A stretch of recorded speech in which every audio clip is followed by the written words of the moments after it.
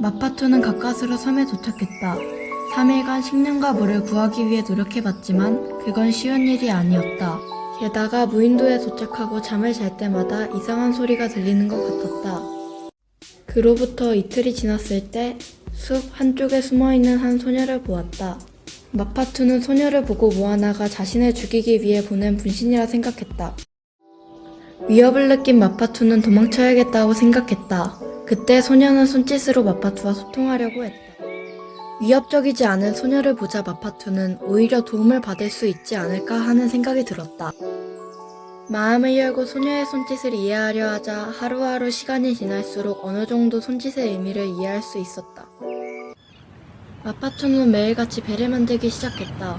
며칠 뒤 어느새 배는 완성의 모습을 갖추었다. 해가 뜨면 섬에서 탈출해야겠다는 마음뿐이었다.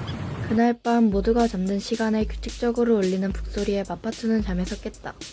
마파투는 직감적으로 저 북소리를 내는 사람들이 식인종이라는 걸 알았다. 마파투는 근처 풀숲에 몸을 감췄다. 얼마 지나지 않아 식인종들은 마파투가 만든 집을 발견했고 지금까지 만들어둔 여러 무기부터 생활용품까지 모두 망가뜨렸다. 어느새 식인종들은 어디론가 사라져버리고 마파투는 조심스럽게 집으로 돌아갔다. 그런데 집 안으로 들어가니 물건만 망가져 있을 뿐 아니라 피를 흘리며 쓰러져 있는 소녀가 있었다. 도망칠 때만 해도 보지 못했는데 마파투는 소녀를 지키지 못했다는 죄책감에 자리에 얼어 있었다. 그때 마파투를 발견한 식인종들이 큰 소리를 내며 다시 돌아오고 있었다. 식인종들은 창과 검을 들고 다가오고 있었다. 다급해진 마파투는 머리로는 다친 소녀를 데리고 가야 된다고 생각했지만 몸은 식인종들이 던지는 창을 피하며 달리느라 바빴다. 뒤로 한참을 달려 배를 묶어둔 곳에 도착했다.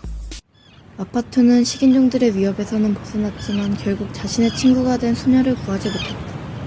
마파투는 죄책감에 눈물을 흘리며 배에 올라타 물을 젓기 시작했다. 그렇게 마파투와 유리는 식인종의 섬을 빠져나가는 듯했다. 하지만 섬이 점점 작아질수록 파도는 거세져만 갔다. 파도를 연달아 마주한 순간 갑자기 파도가 배를 덮치면서 순식간에 유리가 바다에 빠졌다. 마파투는 유리를 구하려고 바다에 뛰어들려 했지만 큰 공포감이 몰려왔다. 마파투는 여전히 바다를 두려워하고 있었던 것이다. 하지만 점점 가라앉는 유리의 모습에 소중한 존재를 잃을지도 모른다는 두려움이 더 크게 느껴졌고 결국 마파투는 바닷속으로 뛰어들었다. 바다는 마파투가 상상하던 것처럼 두려운 존재가 아니었다. 때를 지어 먹이를 찾아다니는 물고기들과 각양각색으로 자리를 지키고 있는 산호들이 보였다. 바닷속으로 들어갈수록 신비롭고 아름다운 생물들이 많았다. 마파투는 가라앉는 유리를 안고 다시 배에 올라탔다. 힘이 다 빠져버린 마파투는 배에 널브러져 파도 소리만 하염없이 들었다. 잘 들어보니 그냥 파도 소리가 아닌 어부의 신 마우이가 마파투의 용기를 칭찬해주는 것 같았다. 그러나 마파투는 생각했다.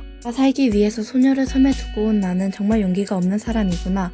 집으로 돌아가면 나는 사람들에게 인정받겠지만 그게 무슨 의미가 있을까?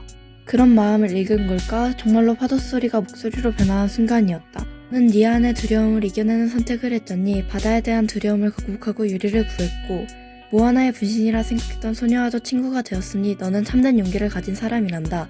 소녀는 널 위해 내가 만든 화상이니 죄책감을 가지지 말았으면 한다.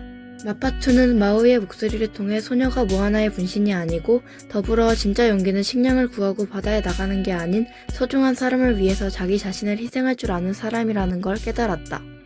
마파투는 눈앞에 자신을 구하고 돌아가신 어머니의 얼굴이 자연스레 떠올랐다. 마파투는 어머니 또한 진짜 용기를 가진 사람이라고 생각했다.